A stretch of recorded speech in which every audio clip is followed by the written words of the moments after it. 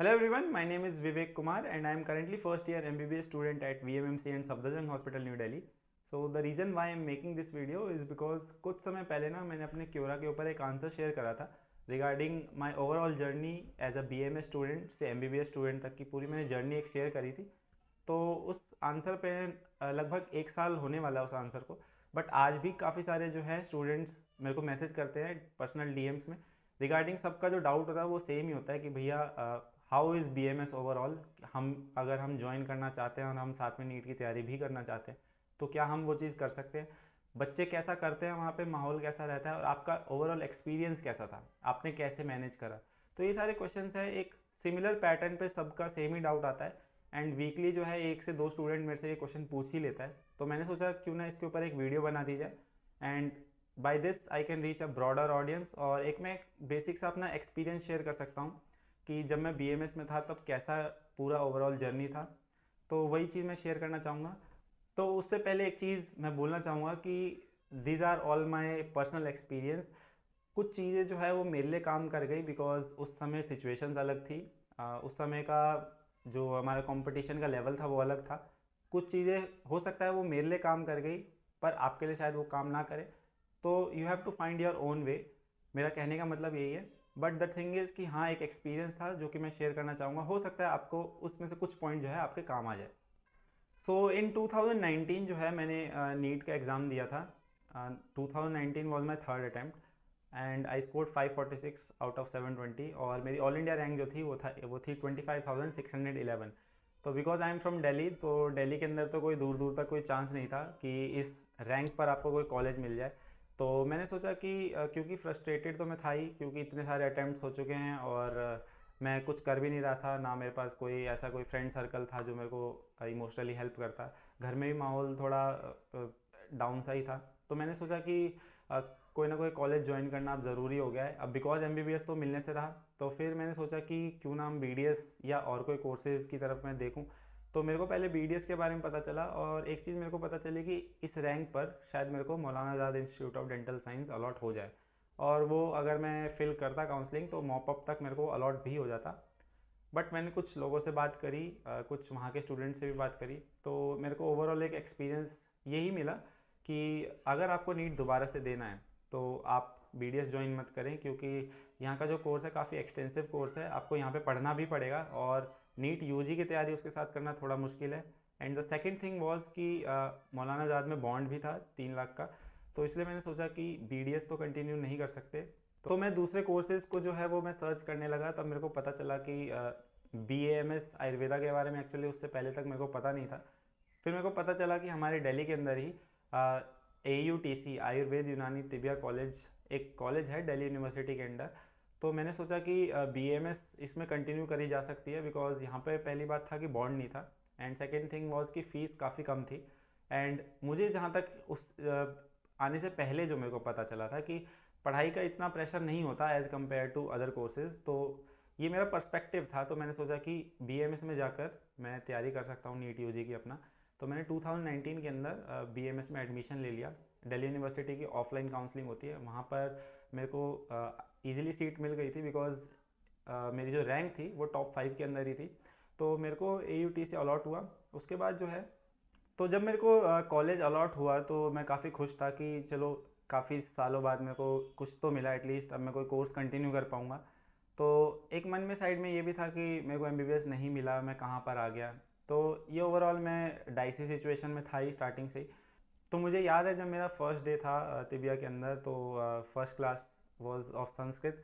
तो मैं वहाँ बैठ कर के यही सोच रहा था कि मैं कहाँ पर आ गया हूँ, ये क्या पढ़ रहा हूँ मैं, क्योंकि मेरे को लिटरली कुछ भी समझ नहीं आ रहा था वहाँ पे। मेरा ऐसा हो गया था कि बिल्कुल जिसे कहते हैं कि एक डिप्रेसिंग सा मन में हो गया था कि क्या कर रहा हूँ मैं अपनी लाइफ के साथ, मैं कहाँ पर आ गया हूँ। No disrespect to this course, but personally मेरे को ऐसा लगा कि मैं इसके लिए बिल्कुल नहीं बनाऊँ, क्योंकि जो एंशेंट जो मेडिसिन एंड जो एंशेंट हिस्ट्री है मेरे को बिल्कुल भी समझ नहीं आ रही थी। एंड ऊपर से जो संस्कृत के श्लोक थे वो मेरे पल्ले बिल्कुल नहीं पड़ रहे थे। तो इसलिए मेरे को ऐसा लगा कि इस कोर्स के लिए तो मैं नहीं बनाऊँ। तो एंड ये था कि मेरे को नीट दोबारा से देना ही था, तो मैं नीट की तैयारी दोबारा से स्टार्ट कर चुका था। जब मैं एडमिशन लिया था उसी के साथ साथ मेरे को ये था कि मेरे को नीट का एग्ज़ाम दोबारा देना है। तो मैंने एलएन का ऑफलाइन कोर्स ज्वाइन करा था, बेसिकली ऑफलाइन टेस्ट जिसे बोलते हैं, हर संडे को जो है टेस्ट होता था, तो मैं टेस्ट देने जाया करता था। एंड जो इसी दौरान जो है मेरे तिबिया के अंदर काफ़ी अच्छे दोस्त भी बने। उन दोस्तों में से कुछ दोस्त ऐसे थे जिनको नीट उनको भी दोबारा से देना था, बिकॉज देवर लाइक कि उनका भी मेरे जैसा सेम सिचुएशन था कि उनको भी यहाँ का समझ नहीं आ रहा था पढ़ाई करिकुलम।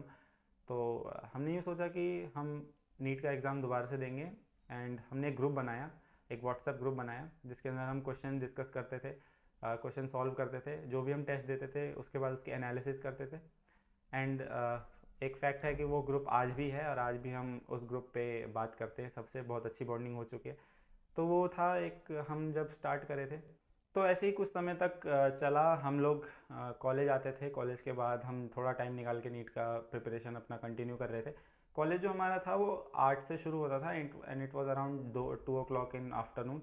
और घर पे पहुंचने के बाद जितना हमसे हो पा रहा था, हम सभी जो ग्रुप में नीट की जो तैयारी कर रहे थे वो लोग डिस्कस करते थे, क्वेश्चन सॉल्व करते थे। बट कुछ समय बाद हमें ये समझ आया कि it is not going to be enough, because आधा से ज़्यादा दिन हमारा कॉलेज एंड उसकी एक्टिविटीज़ में निकल जाता है।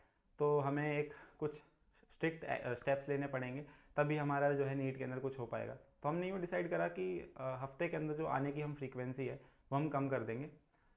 तो हफ्ते में 6 दिन अगर क्लास होती थी, सैटरडे वॉज हाफ डे, तो उसमें से हम 3 दिन आते थे एंड बाकी दिन we used to study at home कि हमें नीट की तैयारी करनी है उस दिन में। और हम जो भी हमारा नेक्स्ट संडे को टेस्ट होता था उसके अकॉर्डिंगली हम प्रिपेयर करते थे। अच्छा, चलता गया, फेब आया एंड उसके बाद हमें पता है 2020 में क्या हुआ था, लॉकडाउन वाला टाइम, कोरोना कोविड। तो उसके बाद हमें एक चीज़ का फ़ायदा हुआ कि कोविड के लॉकडाउन की वजह से जो क्लासेस थी वो सारी ऑनलाइन हो चुकी थी। जो ट्रैवलिंग का टाइम था और जो क्लासेस बेसिकली ऑनलाइन होती थी, तो हम एक तरफ ऑनलाइन क्लास को ऑन करके हम नीट का अपना पढ़ते रहते थे साइड में, और अटेंडेंस के टाइम पे अटेंडेंस बोल देते थे। तो हम ऐसा कुछ समय तक करें, तो एक जो कोविड का जो टाइम पीरियड है ना, उसने हमको बहुत हेल्प करा हमारी प्रिपरेशन में। जो भी बैकलॉग था हमारा, हम उसे क्लियर कर पाए। तो स्टार्टिंग में मैंने इसलिए कहा था कि हो सकता है जो चीज़ मेरे लिए काम कर गई वो शायद आपके लिए काम ना करे, बिकॉज सिचुएशन उस समय अलग थी। तो ये कोविड वाला जो टाइम पीरियड था उसने हमारा बैकलॉग क्लियर करने में काफ़ी हेल्प करा। तो 2020 का जो एग्ज़ाम हमने दिया, हम सभी जो हमारा जो ग्रुप था उसमें सब ने एग्ज़ाम दिया। सबका एग्ज़ाम जो था एक्चुअली इजी आया था, तो हमारा एग्ज़ाम ठीक ठाक गया था। जब मैंने रिज़ल्ट जब गिना घर पे आकर के, मैंने आंसर की से मैच करा, तो मेरा स्कोर था 591। तो मुझे ऐसा लगा कि 591 पे, इससे पिछले साल 10,000 रैंक थी, तो इस साल मेरे को डेफिनेटली कुछ ना कुछ मिल जाएगा। एंड हमारे ग्रुप में सबके स्कोर इसी रेंज के थे। 596 था मेरे एक दोस्त का, और इसी से रेंज में सबके कुछ ना कुछ स्कोर था। तो हम सबको लगा कि हमारा एडमिशन हो जाएगा। हम लोग काफ़ी खुश थे, हम लोग अपना नॉर्मल लाइफ जीने लगे। कॉलेज आते थे, मस्ती करते थे। वो वाला पीरियड काफ़ी अच्छा खासा पीरियड था वो। एक एक महीने का जो गैप आता है रिज़ल्ट और एग्ज़ाम के बीच में, वो काफ़ी इन्जॉय हमने करा। फिर जब रिज़ल्ट आता है तो रिज़ल्ट में मेरा जो स्कोर आता है वो 591 ही आता है। बट इस बार जो ऑल इंडिया रैंक थी, वो जो एक्सपेक्टेड जो मैंने 10,000 थी उसके बहुत ज़्यादा आई, एंड इट वाज 24,371। तो जिस दिन ये रिज़ल्ट आया तो मैं काफ़ी रोया कि इतना मेहनत करने के बाद भी इतना, क्योंकि कॉलेज में अटेंडेंस भी मेरी पूरी नहीं थी। कॉलेज का मैं कोई करिकुलम में मैं बहुत ज़्यादा इन्वॉल्व भी नहीं था। एकेडमिकली मैं कुछ ज़्यादा कर नहीं पा रहा था कॉलेज के रिगार्डिंग, क्योंकि बीएमएस मेरे समझ भी नहीं आ रही थी। तो काफ़ी डिप्रेसिंग सा टाइम हो गया था। बट जो कहते हैं कि वो जो दोस्त लोग होते हैं उन्होंने काफ़ी हेल्प करी। यहाँ पे मेरे को काफ़ी अच्छे लोग मिले। तो उनमें से दो मेरे दोस्तों का सिलेक्शन उस ईयर हुआ भी। एक यूसीएमएस में एक का सिलेक्शन हुआ एंड एक का एमपी में ऑल इंडिया कोटा के थ्रू हुआ। तो मेरे ग्रुप के दो मेरे ख़ास दोस्तों का सिलेक्शन हुआ था, तो हम उनके लिए बहुत खुश थे। पर एक ये था कि हमारा सिलेक्शन नहीं हुआ, तो थोड़ा दुख तो था ही, because rank was unexpectedly high. तो फिर थोड़े दिन बाद जो था दोबारा से हिम्मत जुटाई, और मेरे को फिर से तैयारी करने के लिए मेरे को अपने आप को मोटिवेट करना पड़ा।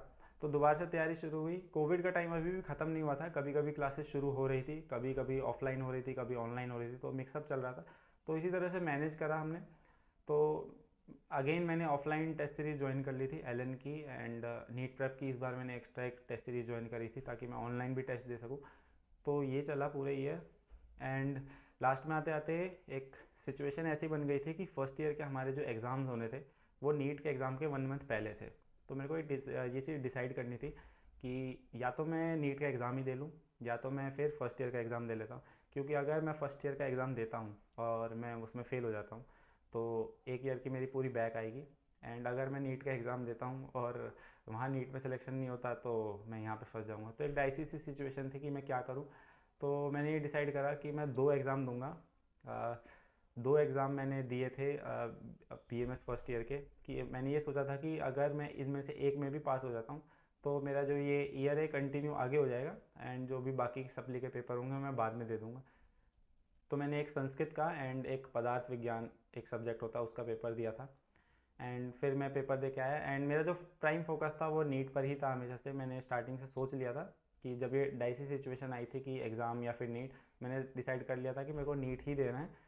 क्योंकि यहाँ पे मेरे को कुछ समझ नहीं आ रहा है तो मेरा यहाँ सर्वाइवल पॉसिबल नहीं है।